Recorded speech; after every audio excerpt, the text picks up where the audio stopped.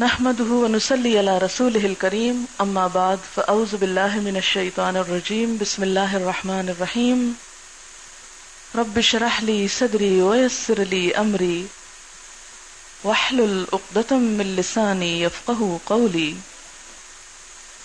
تبارك الذي نزل الفرقان بہت بابرکت ہے وہ ذات جس نے یہ فرقان اتارا. فرقان جو قرآن کی صفت ہے.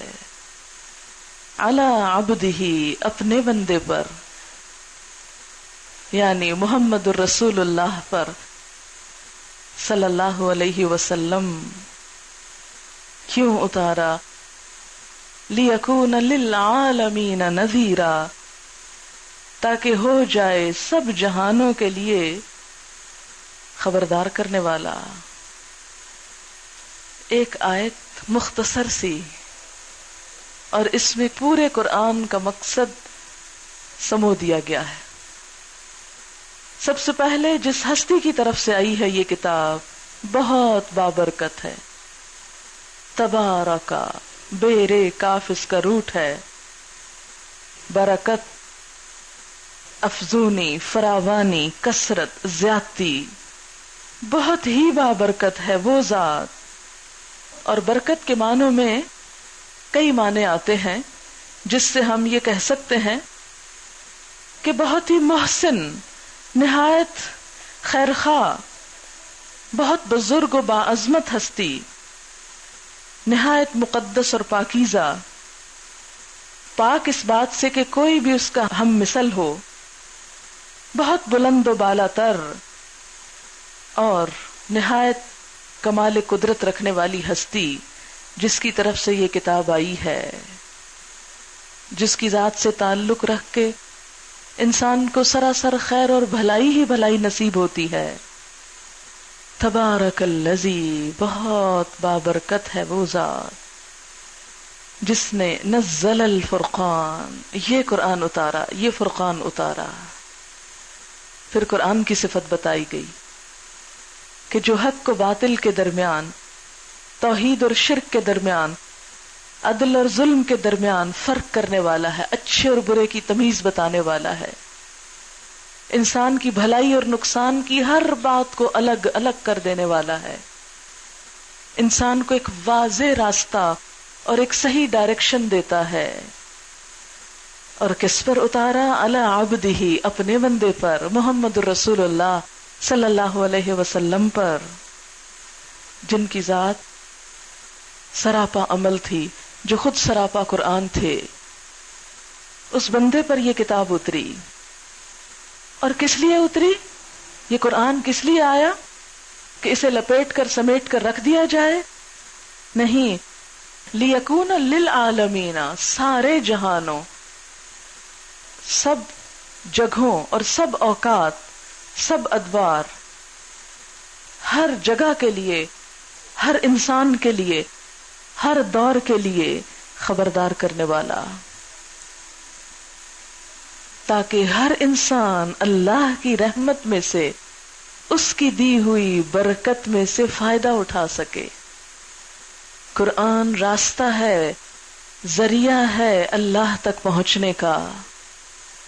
اور جو اس بابرکت ہستی کے ساتھ جڑ جائے پھر اس کی زندگی میں برکت ہی برکت، بھلائی ہی بھلائی، خیر ہی خیر. لہذا ہمارا فرض کیا بنتا ہے کہ حق کو پانے کے لیے اس قرآن کو کرائیٹیریا بنائیں.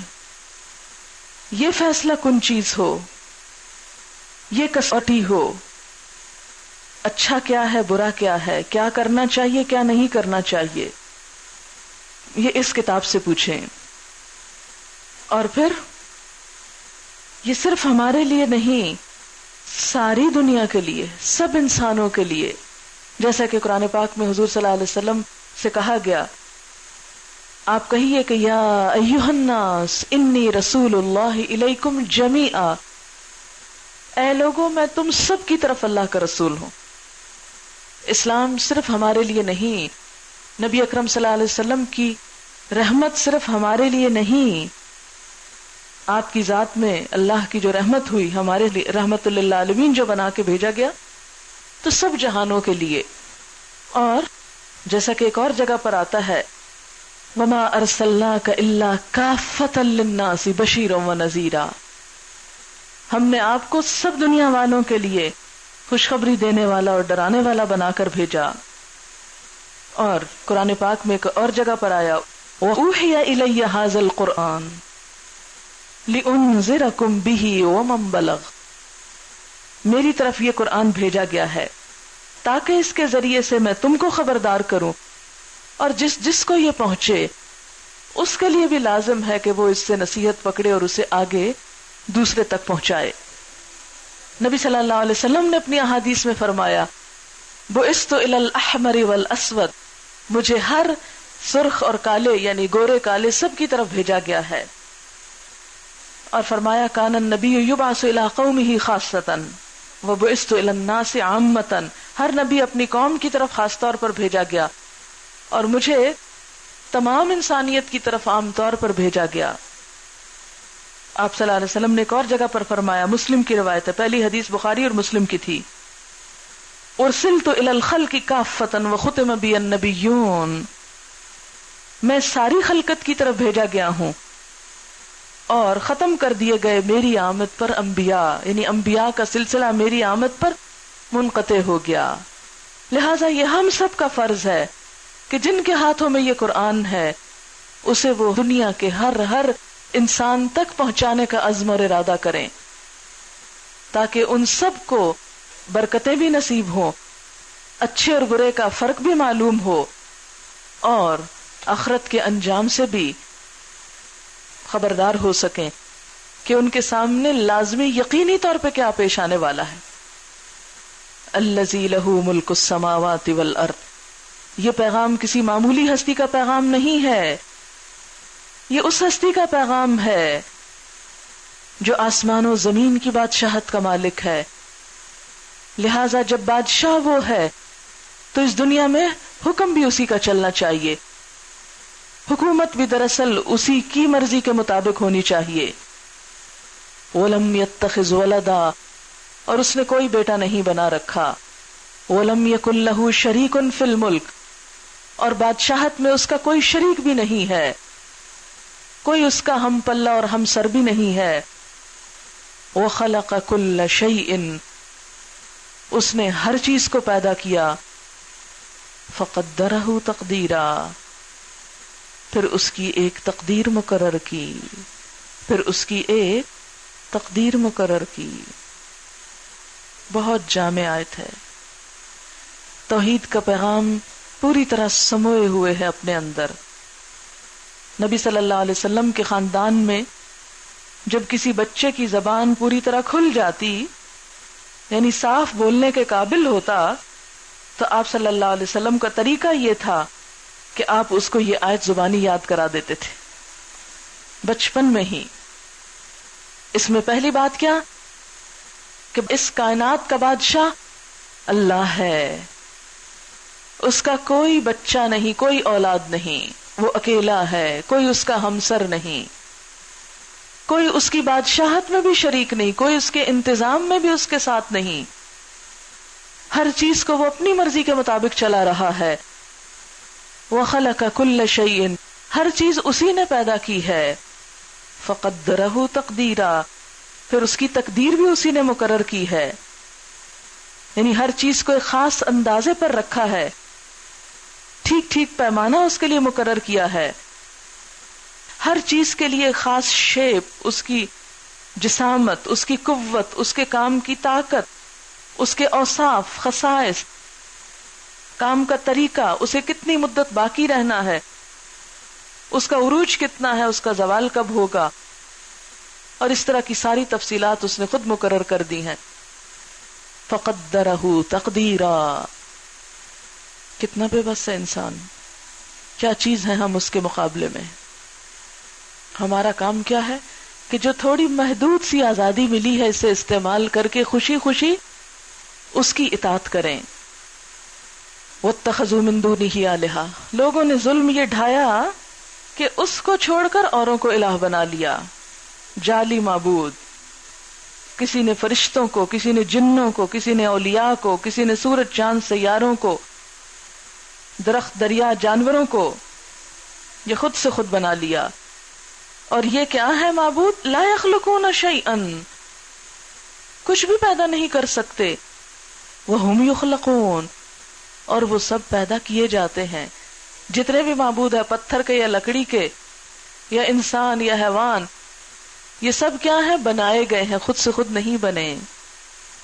تو جو اپنے آپ کو بنا نہ سکے، جو کسی کے رزق پر قادر نہ ہو، کسی کو کچھ دے نہ سکے، وَلَا يَمْلِكُونَ لِأَنفُسِهِمْ ضَرًّا وَلَا نَفْعًا، کسی ضرر اور کسی نقصان نفع کا کوئی مالک نہ ہو، جو وہ اور کسی کے لیے کیا کر سکتا ہے.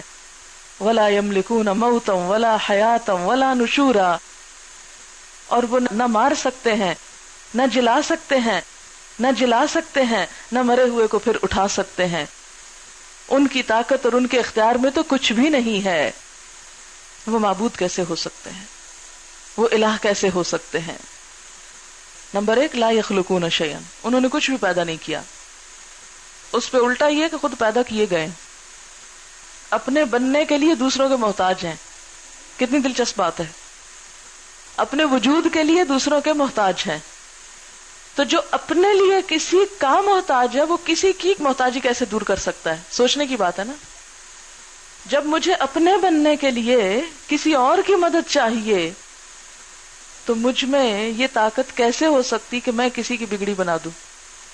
اور میں ہمیشہ یہ کہا کرتی ہوں، جس کو لوگ خدا کا شریک ٹھہراتے ہیں، اس کی ذات صفات میں سوچیں کہ وہ سب پیدا ہوئے اور جو چیز پیدا ہوئی اس نے مرنا ضرور ہے. تو جو اپنی موت کو نہ روک سکے، جس کی کرامت یہیں دھری رہ جائے، اور جس کی ساری قابلیت اور کمال یہی ختم ہو جائے کہ وہ اپنی موت کو نہیں روک سکا، اپنی بیماری کو نہ روک سکے. کوئی مائنڈ نہ کرے، ایک دفعہ مجھے کسی جگہ جانے کا اتفاق ہوا. یہ میں کسی کے اوپر پرسنل بات نہیں کر رہی، ہو سکتا ہے کہ کسی اور کا بھی ایسی چیز سے تعلق ہو. کسی کے نا رشتے کا معاملہ تھا، کسی کی شادی کے لیے کسی لڑکی کو رشتہ مانگنا تھا. تو جب لڑکی کے گھر میں رشتہ لینے کے لیے گئے تو انہوں نے کہا کہ یہ رشتہ پیر صاحب طے کریں گے، ہم نہیں کر سکتے. اور لڑکا اور اس کے رشتہ دار جو ہیں وہ پیر صاحب کے پاس جائیں برکت کے لیے یا معلوم نہیں کس لیے، تو وہ ہمیں کو بتائیں گے کہ رشتہ صحیح ہے یا نہیں. اب یہ ہوا کہ گھر والے تو بہت ریلکٹنٹ تھے، کیونکہ لوگ عموماً اس معاملے میں جو بہت حساس ہوتے ہیں وہ نہیں جاتے. تو میں نے کہا چلیں کسی کی خدمت سے ہی میں تیار ہوں، میں چلی جاتی ہوں، کسی کے بہاف پہ میں جاتی ہوں، میں چلی جاتی ہوں. میں چلی گئی. یہ پہلا اتفاق تھا میرا کہ کسی پیر سے جا کر ملا جائے. خیر میں جا کر بیٹھ گئی. جب انہیں پتہ چلا میرا کہ پڑھاتی ہیں اور اس طرح، تو بہت اچھے اخلاق سے پیش ہے. ان کے اخلاق میں، ان کی مہمان نوازی میں کسی چیز میں کوئی کمی نہیں تھی. بہت اچھے لوگ تھے. انہوں نے خاص جگہ پر بٹھایا اور عورتیں بھی آ رہی تھی. وہ لوگ آپس میں باتیں کر رہے تھے. تو ایک خاتون میرے سامنے کہتی کہ مجھے پیر صاحب نے بیٹا دیا تھا. یہ میرے اپنے کانوں نے سنا. لاہور دل میں پڑھ کے رہ گیا. وہ موقع نہیں تھا کہ میں وہاں پر جا کر بحث میں پڑ جاؤں یا کوئی چیلنج کروں. خیر تھوڑی دیر ہوئی، ان کی وائف سے بات ہوئی، پیر صاحب کی وائف. ابھی پیر صاحب مردوں کی طرح مصروف تھے. وائف سے بات ہوئی تو میں نے ان کے ذرا معمولات پوچھے کہ کیا کرتے ہیں، کیا کیا ان کی زندگی کی روٹین ہے. تو انہوں نے بتایا کہ جب سے بیمار ہیں تو بہت روٹین میں فرق آ گیا، کیونکہ ان کا بائی پاس ہو چکا ہے اور اب دوبارہ جلد ہی انگلینڈ جانے والے ہیں بائی پاس کے لیے، پتہ نہیں کس کے لیے، کوئی اور ٹریٹمنٹ کے لیے. یہ باتیں ہو رہی تھی تو تھوڑی دیر کے بعد پیر صاحب آئے. ان سے بھی بات چیت ہوئی. جو اور خواتین بیٹھی ہوئی تھی وہ بھی ان سے بات کر رہی تھی. کوئی کسی چیز کا تعویذ پوچھ رہی تھی، کوئی کسی چیز کا. تو میں وہاں بیٹھ کر یہی حیران پریشان تھی کہ اگر ایک شخص دوسروں کو شفا دے رہا ہے تو وہ خود بائی پاس کافروں سے جا کے کیوں کرواتا ہے؟ اس کو تو بائی پاس کی ضرورت ہی نہیں. اس کو تو ٹریٹمنٹ کے لیے انگلینڈ جانے کی ضرورت ہی نہیں. اس کے تو معمولات میں خلل نہیں آنا چاہیے، کیونکہ سب سے پہلے تو وہ اپنی مدد کرے، اپنا نقصان دور کرے. آپ دیکھیں کہ انسان ہمیشہ دوسروں کی خدمت کرتا ہے، لیکن جب اپنے سر پہ پڑ جاتی ہے تو پھر اس کو سب بھول جاتے ہیں. ہوتا ہے نا ایسے. سب سے پہلے انسان خود غرض ہے نا، اپنا نقصان دور کرتا ہے. تو اگر کوئی شخص واقعی اس قابل ہے کہ دوسروں کا نقصان دور کرے اور وہ کرتا ہے یا کر رہا ہے، اور اتنی مخلوق اپنی حاجات لے کے یہاں آ کے بیٹھی ہوئی ہے، تو اس کو تو سب سے پہلے خود کرنا چاہیے اپنا علاج. لیکن لوگوں کو یہ چھوٹی سی بات سمجھ میں نہیں آتی. بہت سے لوگ کہتے ہیں نہیں وہ دعا کرتے ہیں یا ان کی نہیں، براہ راست وہ دیتے ہیں، وہ کرتے ہیں. یہ میرے اپنے کانوں نے سنا. اس سے بڑا شرک اور کیا ہوگا؟ ایک شخص نے آ کے حضور صلی اللہ علیہ وسلم سے کہا جو اللہ چاہے اور جو آپ چاہیں. آپ صلی اللہ علیہ وسلم ناراض ہوئے. آپ نے فرمایا اجعلتنی للہ ندن، کیا تم نے مجھے اللہ کا شریک بنا دیا؟ نہیں، صرف یہ کہو جو اللہ چاہے. اس لیے کہ وما تشاؤون الا ان یشاء اللہ، تمہارے چاہنے سے کچھ نہیں ہوتا جب تک اللہ نہ چاہے. تو اصل مرضی تو اللہ کی ہے، لہذا ایسے شرکیہ جملوں سے بھی پرہیز کرنا چاہیے. جو اللہ چاہے اور جو آپ چاہے، نہیں، جو اللہ چاہے وہی ہوتا ہے. یہی بات یہاں سمجھائی جا رہی ہے کہ لوگوں نے اللہ کو چھوڑ کر اور سہارے ڈھونڈ رکھے ہیں جو نہ تو تخلیق کر سکتے ہیں بلکہ خود تخلیق کیے گئے. ولا یملکون لانفسہم ضرا ولا نفعا، اور اپنی ذات کے لیے کسی نفع نقصان کے مالک نہیں. اگر کوئی شفا دے سکتا تو دنیا میں کوئی بیمار نہ ہوتا، کوئی اولاد دے سکتا تو دنیا میں کوئی بے اولاد نہ ہوتا، کوئی موت سے بچا سکتا تو آج دنیا میں کوئی مرتا نہ. لیکن ایسے بچانے والے تو خود بھی سب مرتے جا رہے ہیں، مر چکے ہیں. اور اس چیز کو کور کرنے کے لیے ہم نے پھر یہ عقیدہ تراشا نہیں وہ مرتے نہیں ہیں، وہ زندہ ہیں. بھی پھر اتنے احمق ہو تم، زندہ کو قبر میں جا کے ڈال آئے ہو. کوئی دو چار اور زندوں کو بھی لے چلو. کس قدر عقل پہ پردہ پڑ جاتا ہے انسان کے. اگر وہ وہاں خوش ہیں زندہ ہو کر تو چلو آپ بھی وہیں چلو، ان کی ہمسائیگی میں. یہاں کیا کر رہے ہو بیٹھ کے؟ ہو جاؤ دفن ان کے ساتھ زندہ آپ بھی. لیکن ہم کہاں عبرت پکڑتے، ہم تو کوئی اور تعویل کر دیں گے. جب ہم کوئی بات ماننا نہیں چاہتے تو ہم کوئی اور چیز اس کے بہانہ ڈھونڈ لیتے ہیں کہ وہ شہید ہو گئے. ولا یملکون لانفسہم ضرا ولا نفعا ولا یملکون موتا ولا حیاتا ولا نشورا. اور کس چیز کے مالک نہیں؟ موت کے اور زندگی کے اور دوبارہ جی اٹھنے کے. یعنی اپنی موت کے وقت کے مالک نہیں، جب اللہ نے چاہا جب ہی مارنا ہے. بعض اوقات یہ ہوتا ہے کہ لوگ چاہتے ہیں کہ مر جائیں، اب یہ ہمارے سر سے اتر جائیں، اتنے بیمار ہیں. لیکن لا یملکون موتا ولا حیاتا، مرنے کے بعد نہ خود اٹھ سکتے ہیں نہ کسی مرے ہوئے کو اٹھا سکتے ہیں. ولا نشورا، اور نہ دوبارہ جی اٹھنے پہ قادر ہیں کہ جب ان کا دل چاہے وہ قبر سے باہر آ جائیں. دنیا میں ہوتے ہوئے تو وہ ایک جگہ ٹک کے نہیں بیٹھتے، کبھی ادھر جا رہے ہیں کبھی ادھر جا رہے ہیں. تو مرنے کے بعد وہ ایک قبر میں بند ہو کے کیوں بیٹھ گئے؟